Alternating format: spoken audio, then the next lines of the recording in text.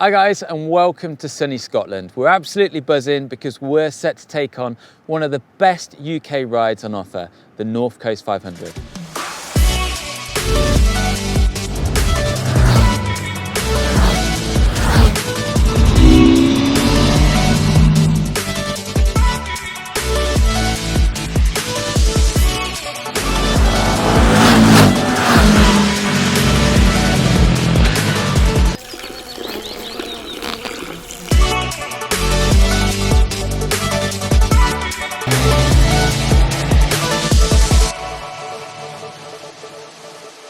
So why we're doing this ride? Well, it's one of those trips that those that have done it never stop banging on about it, how great it is.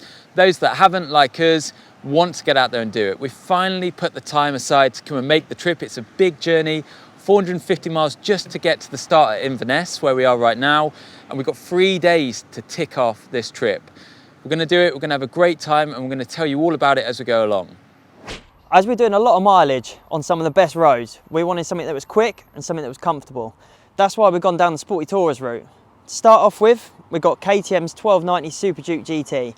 Now this thing is a proper staple of the sports touring segment. It's mega, it's got all the electronics you need, cruise control, it's got the lot. It's comfy, it's fast, and it's exciting. This is Kawasaki's Ninja 1000 SX. So this has been updated for 2020. Kawasaki have sort of have brought it up to date. They've given it a TFT dash, they've given it all the electronics, quick shifter, blipper. They've even softened the seat and just made it a bit more of a premium model, which sort of puts it up against the KTM. And we've also got a bit more of a sit-up option in BMW's S1000 XR. That's also new for this year, and the last one was a corker. It's fast, it's just as or even more comfortable than the KTM, and they're a proper good laugh. And because we plan on doing lots of miles in this epic road trip, we wanted a tyre that's not only going to do the miles, but perform well in any condition. So we've gone for this. It's Dunlop's Mutant. It's their latest all-season sports touring tyre. As you can see, there's a hefty tread pattern on there, so it's going to disperse plenty of water if, or should I say, when it starts raining. We are in Scotland after all. We've already done plenty of miles on these tyres just to get up here, and we've been really impressed with how stable these bikes feel with this rubber. But the proof's in the pudding, so we can't wait to get up on them Highland passes and see what these tyres are really capable of.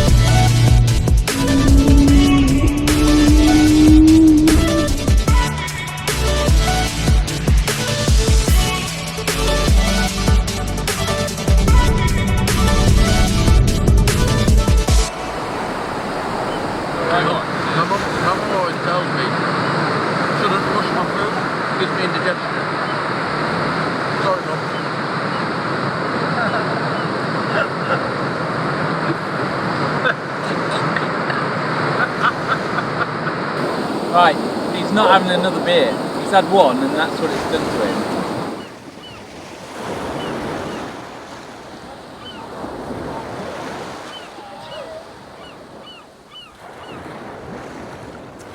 So just a bit of a recap on day one. So we started in Inverness and we ended up in Dunlop. So it was about 8 hours riding time. Amazing route, complete changes in weather, the kind of roads we were riding, the scenery, all the way along. It was pretty epic, wasn't it? Yeah, it was awesome. You know, it's such a good place to ride a bike, and you forget sometimes how amazing this country is. You know, you don't have to go all around the world to see some beautiful scenery, you know? Yeah, sometimes it felt like you're in like New Zealand, South Africa, kind of you're getting a real mix, a real blend of scenery, and it was just cracking. No one there, apart from motorhomes, we passed a few of them, didn't we? It weren't busy at all though, I didn't think. Like the roads weren't clogged up or anything. No. And to be honest, half the time we were that busy kind of pointing out to each other, look at that, look at this, that didn't really matter. I mean, we were in our own little world and just having a great time. Highlights, John O'Groats. You spent a bit of time checking the scenery out there, didn't you? Yeah, there's a bit to do with John O'Groats. You can go and have a dip in the water. You can, there's always a few rusty rings to play with, and fish and chips. That always goes down well. Carl learned sign language. Got sign language into his head. Yeah, it was pretty good. But yeah, beautiful beaches as well. Real nice sandy beaches. Loads of midges. I mean, we're struggling with them a bit this morning, but that was another theme of yesterday. We're getting bitten alive. Hell! Midges everywhere. And it is actually raining as well today, which, I mean, we kind of got away with it yesterday, didn't we? Completely, Yeah, so we're quite lucky, but we are right up in the Highlands. That's the sea just above our heads. And at the minute, we're kind of right on the very top of the Highlands, ready to start hooking down the west coast and heading towards Glen Shiel. So we've got a big day ahead of us, about 260 miles. We're basically going to be zipping in and out of peninsulas, working our way southwards, and stopping another night, and the adventure carry on. So we're pretty excited and ready to get going. Yeah.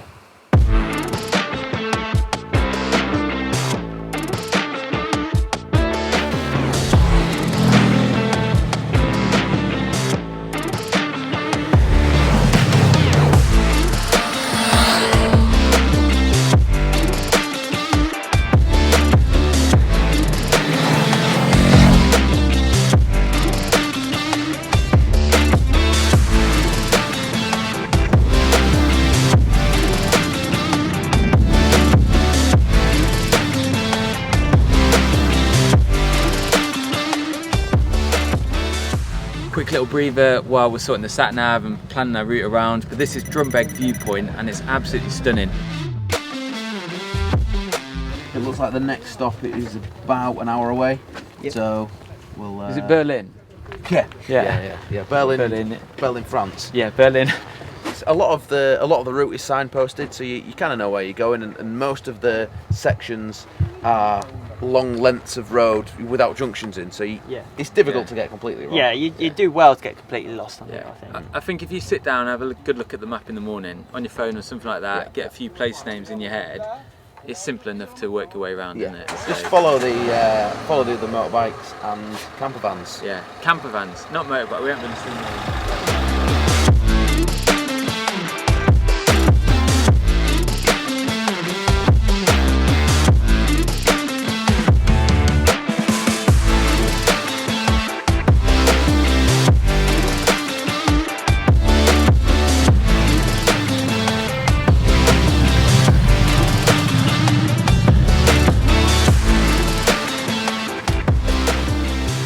Breakfast.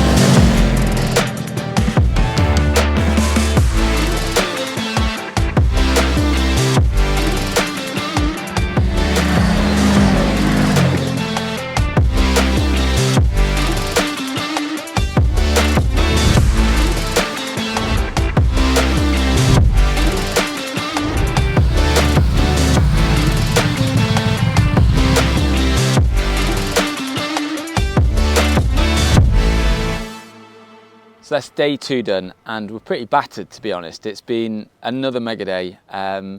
Brain's a bit fried. We've took on so many miles, so many different roads.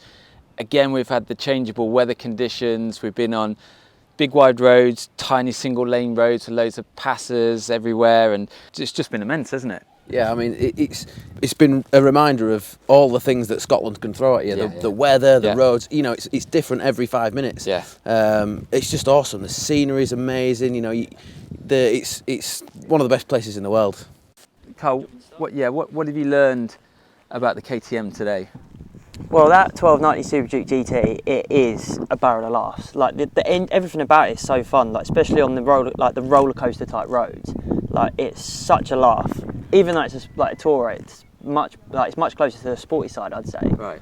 But what it makes up for in sport, it sort of lacks a bit in comfort. So you're quite heavy on your wrists, and that seat, when you're doing 12-hour days, it does take its toll on your bum.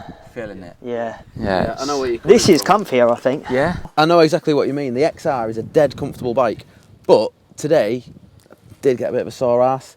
Not because To do with the bike. It's just it's just because it's a long day in the saddle.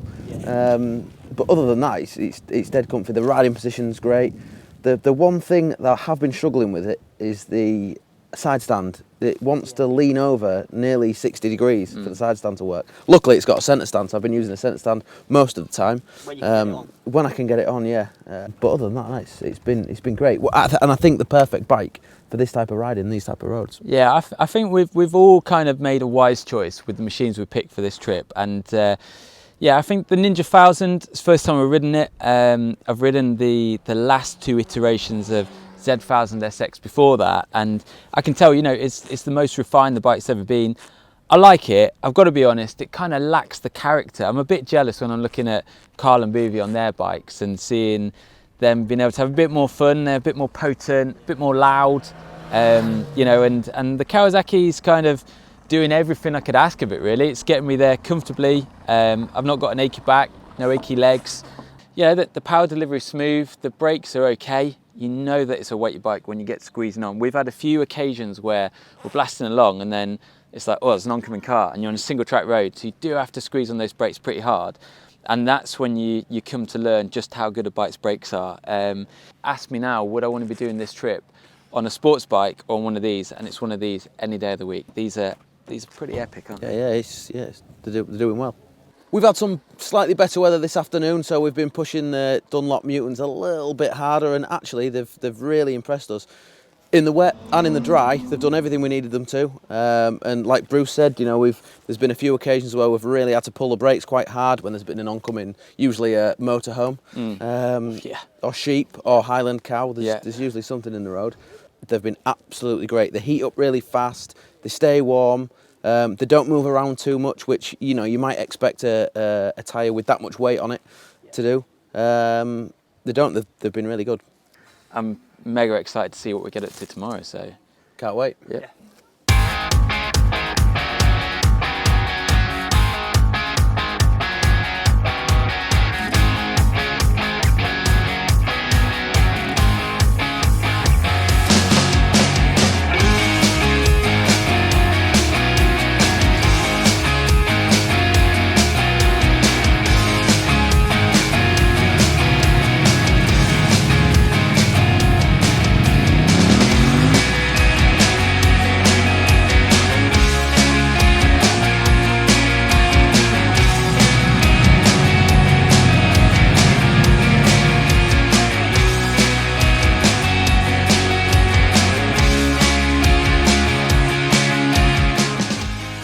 Something on my face.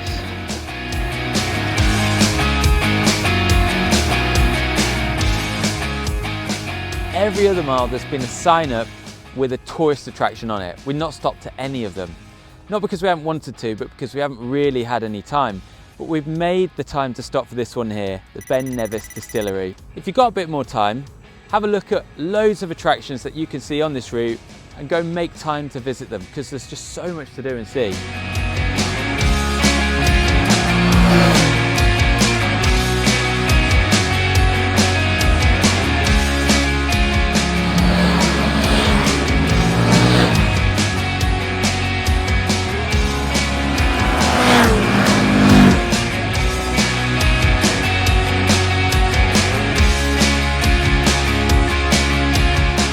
Glencoe, what an awesome road. We've just been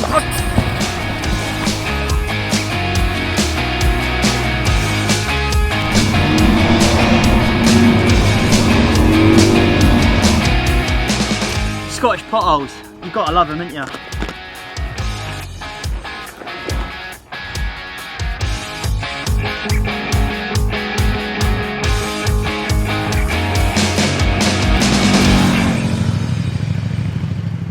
I have been waiting a long time to see this ride.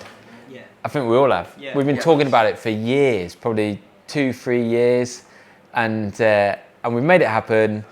We're here at the Buccleuch Arms in Moffat, the end of our trip, 1,211 miles on from the start. And I'm just kind of sitting here reflecting, thinking, bloody hell, that has been awesome. Yeah. So many highs, so many great times, so many great views, just great roads. Just today, we kind of kicked off on Loch Ness. Didn't see any monsters, but if you want to see any of them, we just kind of go down to the local beach anyway. Yeah, there's a few at Skeggy, isn't there? But it was nice to go there, Fort Augustus, straight down to Fort William, which is all right.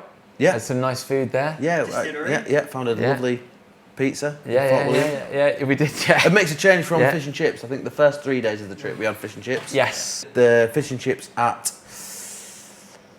Ullapool. Yes. Very good. Was one of the best fish and chips I've ever had in my life. Yeah, and I've had a lot of fish and chips, as you can probably tell. Yeah. And I think one of the highlights of the trips was tackling Glencoe. And you kind of get to Glencoe and it's like someone's just going to plonked this green, massive pyramid rock either side of the road all the way through, and you're just like, that's beautiful, and just riding through it thinking, great road, looking all around. That's the thing with this trip, that actually we're used to getting on bikes and going as fast as we can wherever we go, but it's been quite nice to actually kind of sit back and not go flat out, to actually see what's going on all around us. And Glencoe was great, real highlight, beautiful, but that was the changing point. We kind of left the west coast, we went into this more scenic, grassy, rocky scenario, and I guess from there we kind of headed south towards Glasgow. Into Glasgow, first time I've ever really scouted around it as well. So, what are your highlights? What was your highlight? Well, I did enjoy seeing Booby getting drop kicked. I think that was up there. It hurt him. He's been tough about it, but actually it did hurt him. A riding point of view, probably the highlight was when we got to Applecross and we started ascending out of Applecross. Great road, and it was just surreal. In and above the cloud line and seeing amazing views. It was just stunning. It was just beautiful. And just to see, the views, the vistas we had up there, the clouds rolling over the top of mountains and stuff like that. It was stunning. Really enjoyed that. So I think actually for me, minus the midges, that was cracking. That was as good as it gets. I think my highlights, am I allowed two? Can I have two? I can't. We talked about this earlier on. They said, what are your highlights? What's your favourite thing about this trip? And I can't decide. Food, innit? It's food. I can't decide. The fish and chips have been great. The food here at Moffat is absolutely awesome, so I would recommend definitely coming here. I can't pick one highlight. There's been too many good things. I've got to say though, the roads that we've ridden on, it's every type of road. It's fast roads, it's slow roads, it's hills, tight stuff, everything you could wish for. And the views as well, the scenery, it's so dramatic, like all the way around. It just, the way it changes from grassy moorland to mountains to cliffs, it's stunning. Yeah, I got a sore neck from looking around. These boys were sick and tired of listening to me say, look at that. It's just some more water, it's just some more rocks or mountains, but it's unbelievable. So I think it's the roads and the scenery for me. Yeah. See, it's difficult because it's like, this is a once in a lifetime trip, I think. Like, it's incredible, but it's not just one trip for me. You could be in, like, if you went to Europe, you'd be in so many different countries. I know it sounds weird. Right, okay. Like, although it's been like 4 days of just riding the same country, technically. The same country full stop. Yeah, the same country full stop. The massive adventure that is what's made it special for me. I think this has been one of the best motorcycling experiences I've ever had. And I've had quite a few over the years. I've enjoyed it. I've liked how accessible it's been. I've enjoyed the challenges it presented. It's not straightforward. I think when you come and do a trip like this, you kind of think, it's going to be easy, it's going to be straightforward, but it wasn't. Fuel, you don't get it too often. Like we've had a few scenarios where we've been very low on fuel. But the point is that you kind of tackle a trip like this, you have to be a little bit prepared. You have to make sure you've got places to stop, places to fuel, places to food. You know, there's a bit of thought that goes into it, but the end result is brilliant. I've enjoyed it. I think you guys have as well. Yeah. We've had a mega trip, we've had mega bikes, we've had mega tyres. It's just been brilliant, I think. It's been the best experience, and an experience I think we'll never forget. And if you've ever done this before, you'll never forget it. Go and do it. Just go and do it. And if you get the chance to do it, just do it, because you won't forget it. Yeah, go and do it. Cheers. Carl says go do it, yeah. Yeah, listen to Carl. Cheers. Cheers.